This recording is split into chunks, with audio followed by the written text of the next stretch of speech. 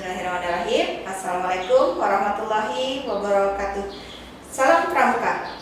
Apa kabar adik-adik penggalang SD Islam Insan Taqwa? Semoga kalian semua dalam keadaan sehat dan bersiap untuk menerima materi Pramuka hari ini dari kakak.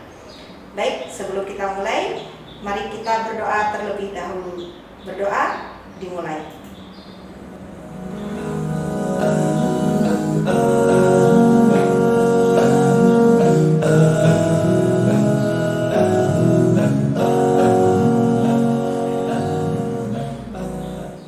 Baik, adik-adik, untuk hari ini kita akan belajar tentang tanda medan untuk mapping dalam kepramukaan, ya, mapping atau pemetaan. Nah, kita pelajari dulu apa itu yang dimaksud dengan tanda medan. Tanda medan adalah simbol-simbol atau gambar-gambar yang melambangkan kondisi atau situasi medan dalam sebuah peta, ya. Situasi medan, situasi dalam sebuah tempat, ya, seperti itu. Jadi nanti kalian bisa menuliskan dalam bentuk simbol-simbol. Nah, ini adalah contoh tanda medan, ya. Bisa kalian lihat, ini ada simbol masjid, simbol gereja, ya, tempat-tempat ibadah ini. Kemudian ada simbol sekolah, bangunan rumah dan sebagainya. Nah, simbol-simbol inilah yang nanti kalian akan pakai dalam mapping atau pemetaan. Ya, bisa kalian lihat dan tentunya harus dihafalkan simbol-simbol ini.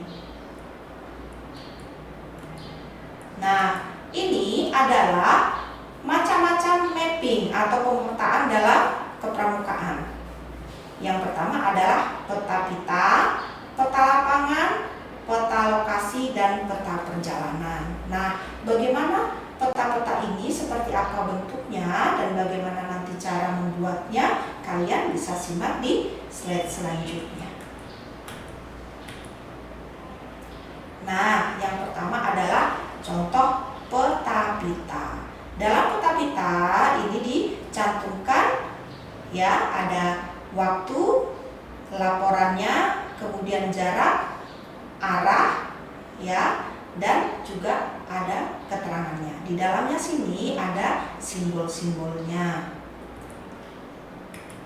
Kemudian ini contoh peta lokasi atau peta perkemahan, ya, lokasi perkemahan. Nanti kalau kalian sudah mengikuti perjusa, ya, atau persami di sekolah, kalian harus bisa untuk membuat petanya. Selain itu, ada juga peta perjalanan. Nih, seperti ini contoh peta perjalanan. Kemudian ada juga peta lapangan. Ya, nih, kalian simak. Baik, kita lanjutkan lagi ke materi selanjutnya. Bagaimana cara membuat peta lapangan? Ya, peta lapangan adalah peta yang menggambarkan luas dan bentuk lapangan suatu tempat, ya, bisa arena perkemahan, ya, ataupun lokasi kegiatan yang lain.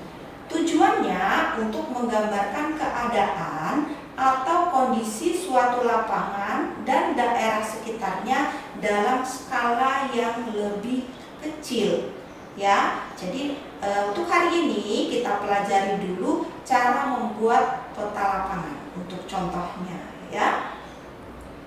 Nah, bagaimana caranya?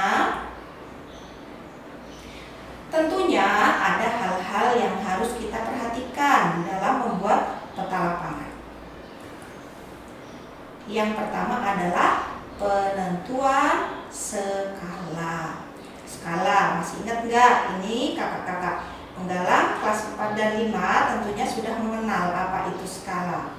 Ya, kenapa harus ditentukan skalanya? Karena hal ini berkaitan erat dengan luas lapangan yang akan digambar dan kertas gambar yang akan dipergunakan. Sehingga apa yang ada di lapangan dan daerah sekitarnya yang terdekat di lapangan tersebut dapat tergambar semuanya. Jadi agar semua yang di lapangan dan di sekitarnya itu tergambar, kita harus menentukan skalanya terlebih dahulu. Nah, untuk menentukan skala, Tentunya di pembelajaran matematika kemarin sudah dijelaskan ya.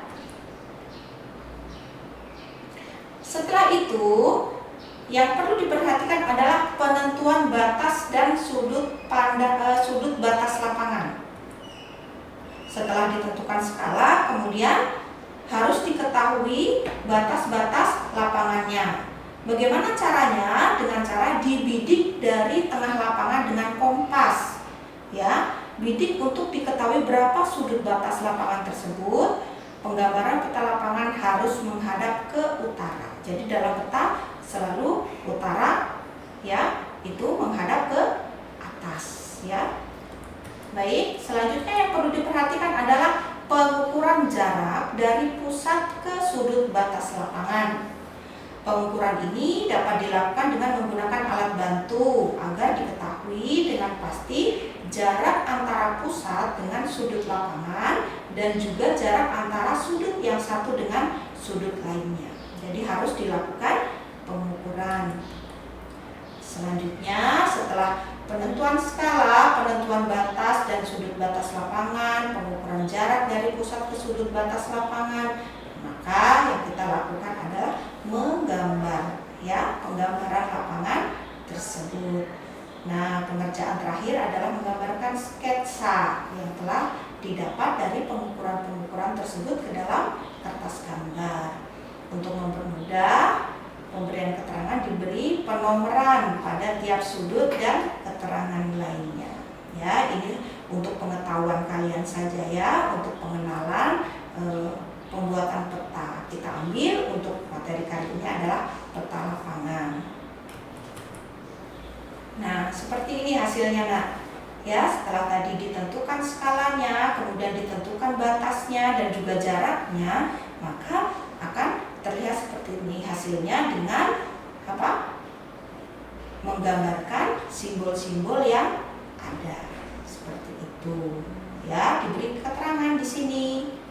Ada pohon, kemudian bendera, ya, ditunjukkan dengan nomor di sini. Ada pohon, ada bendera, ada tiang, ya. Jadi dari sini kita bisa melihat peta lapangan tersebut, apa yang ada di lapangan tersebut dan di sekitarnya. Seperti itu. Ya. Ini untuk pengenalan pembuatan peta atau mapping dalam kegiatan kepramukaan. Ya, kenapa kita perlu mempelajari mapping? Karena pemetaan itu memberikan informasi kepada kita seperti apa situasi pada daerah tersebut. Seperti itu, ya. Nah, adik-adik sudah mengenal tadi tanda medan dan juga macam-macam mapping dan juga sudah mengetahui salah satu contoh pembuatan peta atau mapping, yaitu peta lapangan.